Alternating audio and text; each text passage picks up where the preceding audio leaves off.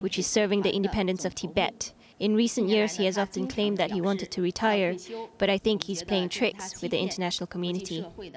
The Dalai Lama retains his religious role, and in that sense, he remains the religious and spiritual figure of Tibetan Buddhism, which means that Tibetans will continue to view him as their leader. In that sense, he remains a threat to the Chinese, and this is not going to change the relationship between the Chinese and the Tibetan exile community. In fact, the Dalai Lama has come out to say that his possible reincarnation, the next Dalai Lama, will likely take place outside of China, possibly in India. Here in the Tibetan district of New Delhi, the news that the Dalai Lama has stepped down from most of his political duties have come as a mixture of astonishment and even some relief owing to his old age. For thousands who've been living here, the Dalai Lama represents the embodiment of their spiritual faith, somebody who they look up to for strength and inspiration. The Dalai Lama is not only our spiritual master, he is our God, he is our king, and we want freedom for our country. One of the reasons why the Dalai Lama has taken this decision is because there's been a continuous debate about his role in the last few years. While on the one hand, older generations in settlements like these would like to see him continue in his present role, on the other hand, a more robust, younger generation of Tibetans would like to see a more inclusive way of electing their representatives. There is that other issue of a succession crisis as well once the Dalai Lama passes away, as people fear that the Chinese may exploit it to create a vacuum within the Tibetan movement. So this strategy to elect a new prime minister in the next few days is directed at keeping up the momentum within the Tibetan movement alive. Prerna Suri, AlJazeera, New Delhi. Coming up, Rahul will be here with all the sport, including a whole new ball game, a physical encounter from South America's top club competition.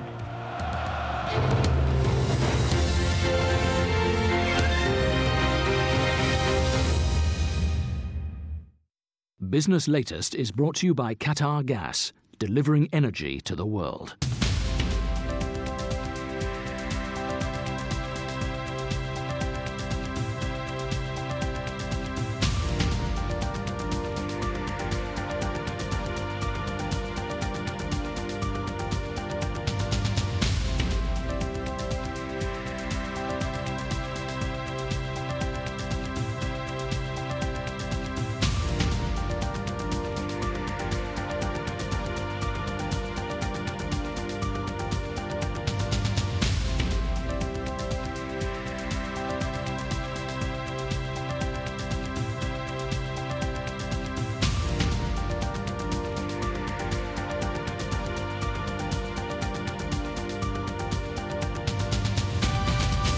Business Latest is brought to you by Qatar Gas, delivering energy to the world.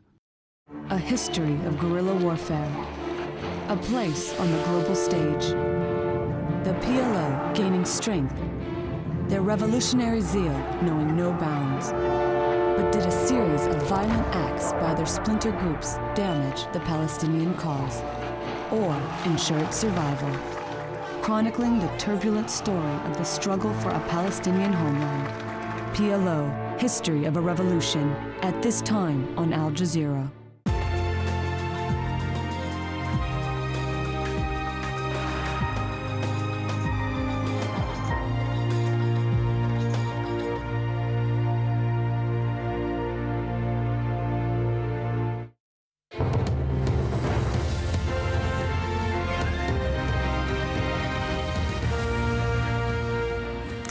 Again, Forbes magazine has published its annual tally of the world's richest people.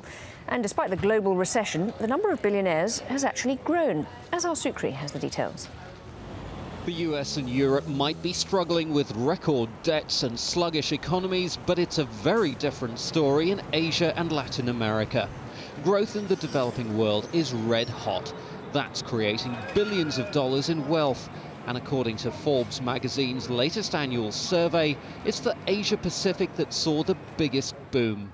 And so what this underscores is that there is dynamism in the world economy, but it's not in the United States and it's not in Western Europe. According to Forbes, the Asia Pacific saw an almost 40% increase in the number of billionaires. China nearly doubled its figure to 115. Asia's richest newcomer to the list is Li, with a net worth of $5.7 billion. He made his fortune when his pharmaceutical firm floated on the Shenzhen Stock Exchange last year.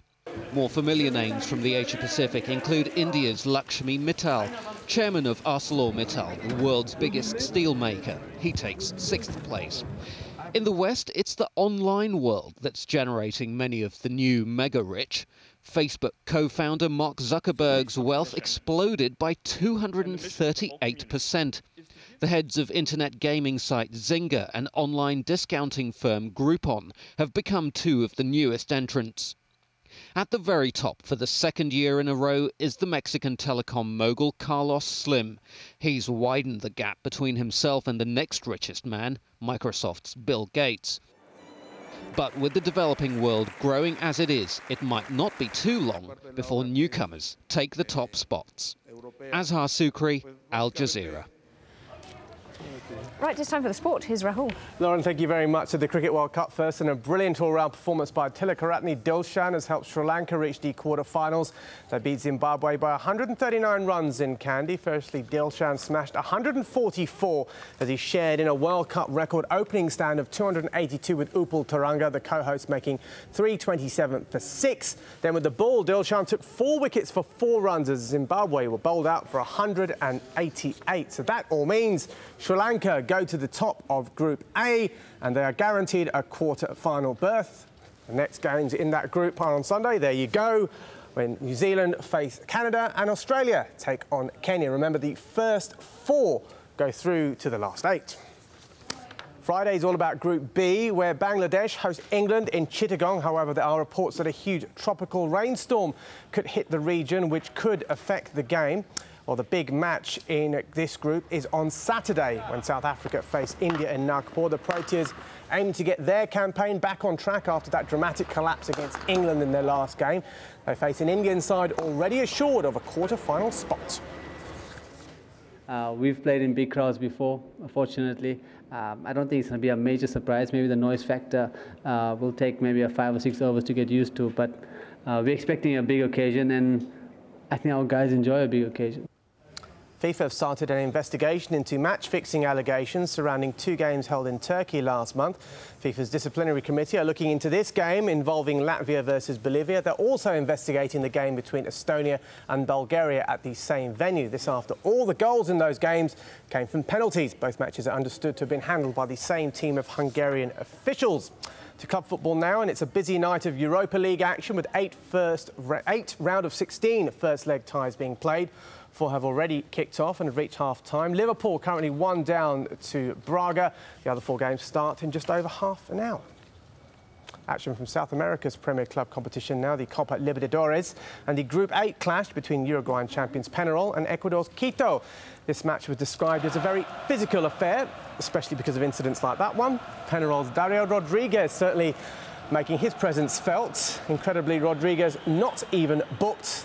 For what it's worth, Peñarol going on to win this match 1-0. Well, time is running out, and the latest effort to find an agreement between the NFL and its players